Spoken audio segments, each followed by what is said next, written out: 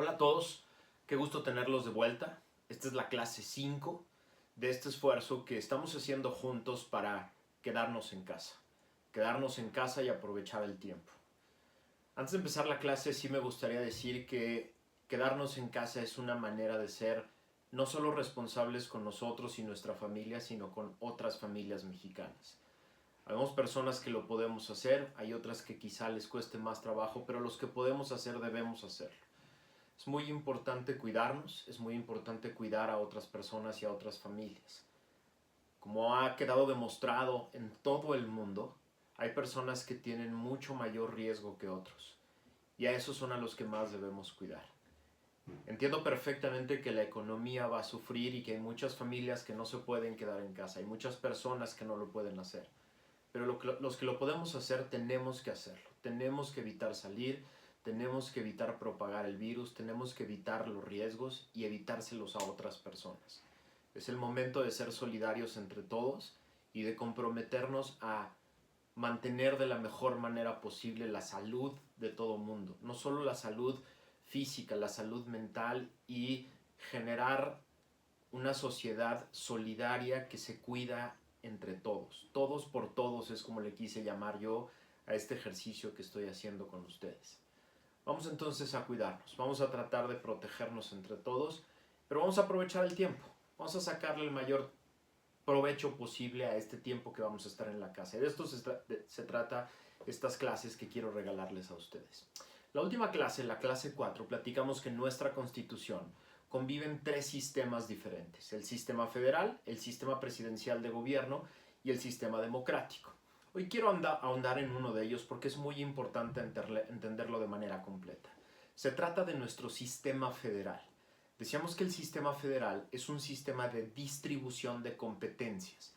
La Constitución, el constituyente permanente, distribuye en 4 órdenes de gobierno diferentes las competencias que todo el Estado mexicano debe tener para proveer los mejores bienes y servicios a la población. Este es el sistema federal, esta es una federación. Una federación entonces es un sistema de distribución de competencias que le permite al constituyente no asignar de manera única a un solo órgano o conjunto de órganos las competencias, sino dividir en diferentes órdenes las competencias que todo el Estado deberá tener. Hay 4 órdenes, decíamos, en nuestro país derivados de la Constitución de 1917, que es la que nos rige actualmente con una serie de reformas que vamos a ir viendo pronto. Pero tenemos 4 órdenes de gobierno: el orden constitucional, el orden federal, el orden local y el orden municipal. A través de estos 4 órdenes el constituyente decidió repartir las diferentes competencias que requiere el Estado para hacer todas las funciones que vienen en la Constitución. Hoy lo que vamos a ver son varias cosas. Lo primero es que vamos a ver los 3 modelos que hay para distribuir competencias en el mundo. Vamos a ver cuáles son los 4 órdenes y cómo funcionan básicamente. Después vamos a ir entrando en cada uno de ellos en las siguientes clases. Y después vamos a ver un poco de historia, un poco de nuestra historia reciente para ver cómo ha funcionado nuestra federación. Muy bien, vamos a la primera parte. ¿Cuáles son los 3 modelos que hay en el mundo para distribuir competencias? El primer modelo es el de asignar facultades explícitas a cada uno de los órdenes de gobierno. Por ejemplo, en Alemania. En Alemania, la Constitución alemana dice: la federación tiene estas facultades, los estados tienen estas facultades, las ciudades tienen estas facultades. Y no hay fórmulas, simplemente cada uno tiene sus competencias. Hay órganos encargados de que no se traslapen, de que no se abusen las competencias o se vaya más allá de una y de otra, y cada quien tiene su propio listado y hay poca confusión en qué le toca a cada quien. El segundo modelo es el modelo residual de los estados a la federación, y este es el que nosotros en México copiamos del modelo norteamericano, de la Constitución norteamericana. Dice nuestro artículo constitucional que las facultades que no se encuentren expresamente concedidas a funcionarios federales se entienden reservadas a los estados. Como si los estados, decía yo en la clase pasada, hubieran preexistido a la federación, hubieran tenido ya una serie de facultades establecidos, por ejemplo, en una constitución, le hubieran cedido solo una serie de facultades al orden federal y al orden constitucional y se hubieran quedado lo demás. Este es lo que conocemos como el orden residual. Lo que no tiene la federación de manera expresa en la Constitución, se entiende que lo mantienen los estados. Es el modelo residual y ahorita vamos a platicar de él. Pero también está el modelo residual en el otro sentido, de la federación a los estados. Es decir, los estados tienen una serie de facultades expresas establecidas en la Constitución y todo lo que no tienen expreso en la Constitución se entiende que lo conserva la federación, lo mantiene la federación. Ese es más o menos los diferentes modelos que hay en el mundo y las diferentes formas de entender y de diseñar una federación. Ahora, ¿cuál es el modelo residual mexicano? El modelo residual mexicano decía, lo copiamos del modelo norteamericano. La idea, les platicaba, en Estados Unidos las 13 colonias eran colonias preexistentes que podían cada una de ellas haberse transformado en un país completo con una constitución propia y con un modelo propio de gobierno, pero decidieron crear la ficción de una federación a través de una constitución y por lo tanto decían, yo quiero conservar la gran mayoría de las facultades y capacidades que ya tenía y solo le quiero conceder a la federación cosas expresas que tienen que ver con la coordinación, con la seguridad de todos, con la economía de todos, con las transacciones comerciales de todos y una serie de funciones expresas que implicaban a las 13 colonias. Se crea entonces la ficción de una federación. ¿Por qué digo ficción? Porque una federación no es algo que exista físicamente, es algo que se crea jurídicamente en una constitución y a partir de la creación jurídica se derivan una serie de órganos que van a hacer vigentes, que van a hacer que se puedan implementar las diferentes funciones que se dio por vía de la Constitución a una serie de órganos. Por eso es una ficción, no es algo que exista físicamente como los estados que ya tenían una población, un territorio y una serie de órganos, sino que se tiene que inventar para ponerlos a todos a convivir dentro de un mismo estado. Y entonces, como somos unos estados preexistentes y solo cedemos una parte, lo que cedemos se queda de manera expresa en una constitución y todo lo que no lo conservamos. Bueno, México copia ese modelo, copia el modelo residual y establece en nuestra constitución, desde la primera constitución de 1824, esa fórmula en la que los estados conservarán las facultades que no se expresan de manera concreta para la federación y para el orden constitucional. Esto generó una serie de problemas muy interesantes durante todo el siglo XIX. ¿Por qué? Porque en realidad no había estados preexistentes. México era una colonia gobernada básicamente desde la Ciudad de México, donde el virrey gobernaba a nombre del rey de España, y todo el negocio de gobierno, toda la gestión de gobierno se hacía desde el centro, y los estados en realidad eran una especie de departamentos delegados del poder del centro. Por lo tanto, la tradición mexicana era una tradición eminentemente centralista. En este momento se generó una división ideológica en México que duró prácticamente todo el siglo XIX. Los liberales se identificaban con la idea de una federación al estilo norteamericano. Los conservadores se identificaron de manera ideológica con la idea de un gobierno central. La razón que se esgrimía para los liberales era que un gobierno dividido en diferentes órdenes de gobierno hacía menos concentrado el poder en una sola institución y le permitía, por lo tanto, a los individuos defenderse de manera más eficaz frente a un poder menos concentrado en un grupo específico. Los conservadores, por otro lado, decían esto es una locura. La tradición mexicana, la tradición de este territorio y de esta población es controlar el poder desde el centro, que la clase política de toda la vida controle el poder desde el centro. En este en este modelo y en esta división ideológica, los que pertenecían al grupo tradicional del ejército y a la iglesia estaban con los conservadores, y la nueva clase burguesa mexicana que surgía de el ejercicio de los negocios estaba con los liberales. Este lado, el lado de los liberales, decía: lo que necesitamos es un poder que no solo esté controlado, sino fraccionado para que sea menos peligroso y no pueda imponerse sobre nuestra capacidad de ejercer la libertad en varios sentidos: la libertad de expresión, la libertad de generar negocios, la libertad de comercio, de movimiento, etc., ¿no? Esta fue la pugna que tuvimos durante todo el siglo XIX.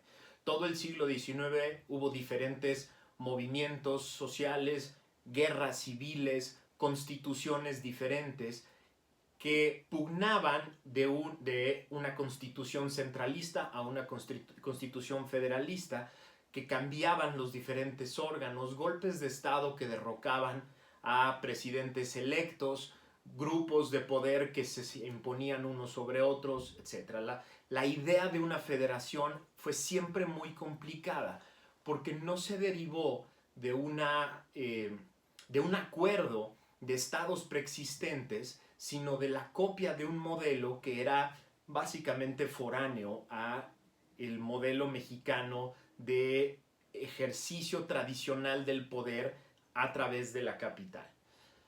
Pasamos al siglo XX. La Constitución de 1917 retoma el modelo residual, en el que la fórmula establece que todo lo que no se conceda expresamente a la federación se entiende reservados a los estados. Retomamos el modelo federal, retomamos el modelo residual. La Constitución del 17, que es la que nos rige actualmente, establece un modelo en el que el artículo que establece el modelo residual le dice a los estados: tú tienes una serie de funciones y facultades que conservas siempre y cuando esta Constitución Nacional no se la conceda a los estados. Y así se genera un artículo específico para regular el modelo estatal de gobierno, y otro artículo específico en la Constitución Nacional para regular el modelo de gobierno que tendrán los municipios.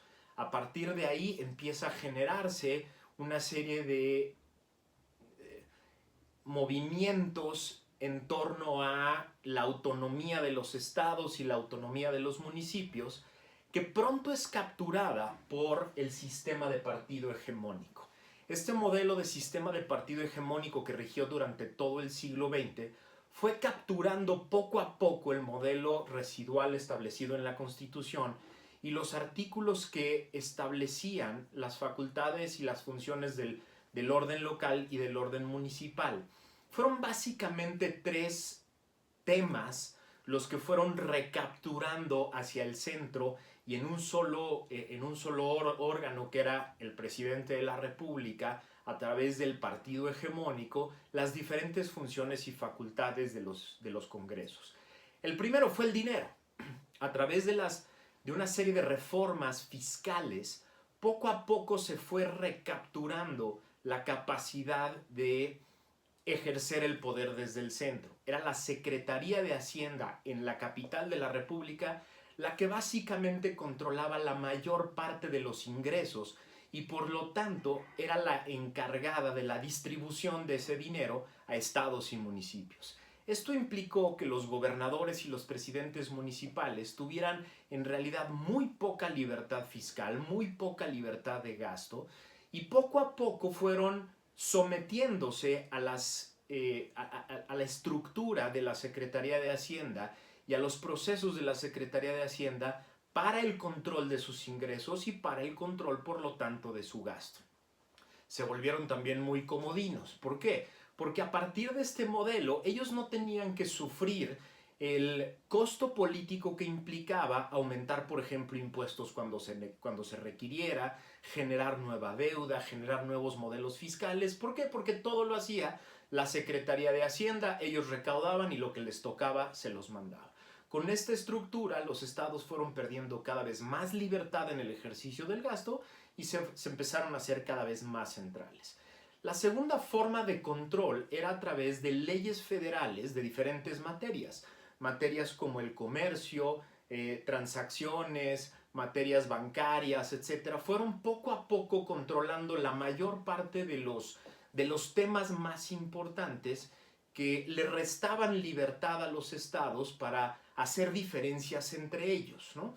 Poco a poco el orden federal, que debería de solo regir para la federación, fue haciéndose de temas uno tras otro que fue manteniendo cada vez más control sobre el ejercicio del poder real, que tenía que ver con temas económicos, de movimiento, comerciales, bancarios y otros que poco a poco le restaron poder a los estados.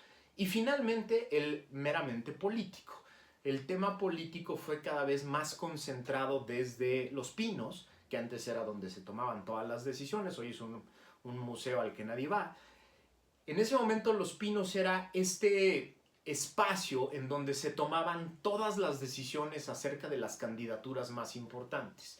Ahí se decidía quién iba a gobernar un estado, quiénes eran los presidentes municipales de los lugares más importantes, quién iba a ir al Senado, quién iba a ir a la Cámara de Diputados Federal. Desde ahí se tomaban las grandes decisiones electorales sobre el sistema político mexicano. Y por lo tanto, era muy difícil que presidentes municipales, diputados locales, diputados federales y senadores que querían ser eventualmente gobernadores de sus estados para después pasar al gabinete y ser presidenciables, se convirtieran en independientes rebeldes de la federación, porque su futuro político dependía permanentemente de mantener la línea del poder ejecutivo. Entonces, a través de las leyes fiscales, a través de leyes que tenían que ver con temas relevantes políticamente como el comercio, los negocios, la banca, etc., la federación se fue haciendo de control, que después le permitió tener el control completo a través de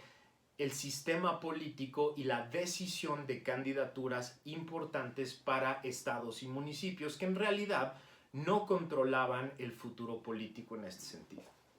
Llegamos al 2000, llegamos a la transición, y en la transición nos dimos cuenta de manera brutal de un día para otro que la federación existía. En el momento en que el presidente Fox toma el poder, se da cuenta que este sistema de partido hegemónico se resquebraja por completo, porque era el primer presidente en la historia de este país que no tenía una mayoría en los gobiernos estatales de su partido, no tenía una mayoría de su partido en los gobiernos municipales, no tenía más que muy pocos congresos locales a la disposición de su partido, no tenía mayoría en la Cámara de Diputados y no tenía mayoría en el Senado.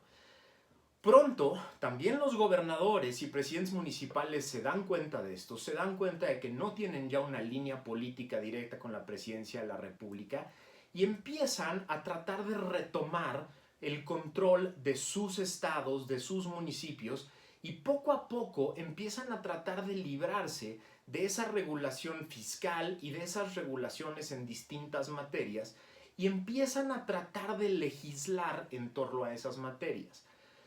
Pero les fue muy difícil por una razón muy sencilla, porque el control de la federación vía los recursos seguía siendo un control muy poderoso. Más o menos el 90% del gasto de los estados, lo que tenían a su disposición para gastar, seguía viniendo de la Secretaría de Hacienda, directo de la Ciudad de México, de ingresos que se capturaban por vía de la Secretaría de Hacienda Federal, y por lo tanto su capacidad de independencia se vio mucho tiempo muy limitada.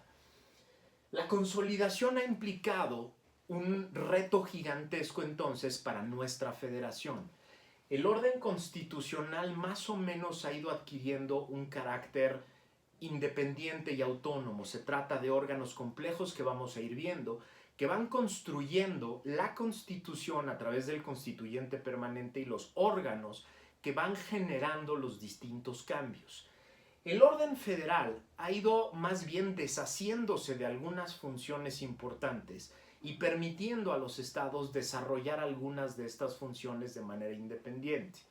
Los estados son los más atrasados en este sentido, ¿Por qué? Porque se volvieron en toda esta etapa de partido hegemónico muy flojos, déjenme ponerlo así, políticamente para generar sus propias condiciones fiscales, sus propias condiciones económicas y siguen manteniendo esta dependencia total a la federación por vía de los ingresos. Muy pocos o ninguno prácticamente ha querido generar sus propias fuentes de ingreso y por lo tanto una capacidad más autónoma de gasto. Hoy, en este momento en el que hay un presidente de la República que le gusta la idea de control total, se hace muy evidente esta falta de autonomía. Los estados no han tenido la capacidad de desligarse del control central porque existe permanentemente la amenaza de cerrar la llave de los ingresos federales. El gran reto que tenemos entonces hacia adelante para consolidar nuestro sistema federal vuelve a ser el dinero. ¿Cómo hacerle en los estados y en los municipios para generar sus propios ingresos, para generar su propia hacienda y tener la capacidad de ejercer sus propias funciones sin la necesidad de tener que mantener una línea de silencio o de respeto específico a la federación que vaya más allá de los canales institucionales que establece la propia Constitución? Lo que vamos a ver en esta semana y a partir de las próximas clases es cómo funciona primero el orden federal, cómo funciona el orden local y cómo funciona el orden municipal. Vamos a dejar el orden constitucional para cuando veamos instituciones como el amparo, la controversia constitucional y la acción. Lo que vamos a ver esta semana es cómo en cada uno de estos órdenes de gobierno hay un microcosmos que replica el sistema constitucional. En cada estado hay un sistema de gobierno parecido al presidencial, hay un sistema de distribución de competencias entre el estado y los municipios y hay un sistema democrático que le permite a cada estado a través de sus constituciones generar los diferentes modelos de representación que van a generar las capacidades del Estado de ir llenando los diferentes espacios en donde se puede ejercer el poder. Es un modelo muy interesante, es un modelo muy complejo y es un modelo que permanentemente genera que un poder se trate de encimar a otro, que un poder trate de ir más allá del otro, que un Estado quiera ir sobre las funciones de otro Estado, que un municipio quiera invadir a otro. Entonces es muy interesante entenderlo, es muy importante entenderlo para poco a poco ir evolucionando a un modelo federal que realmente lo sea, que realmente sea un modelo de distribución de competencias que efectivamente se aplica. Los espero mañana en la clase 6. No se olviden, quedarse en casa es una buena forma de cuidarse ustedes, de cuidar a su familia, pero también de cuidar al resto de los mexicanos. Muchas gracias por acompañar.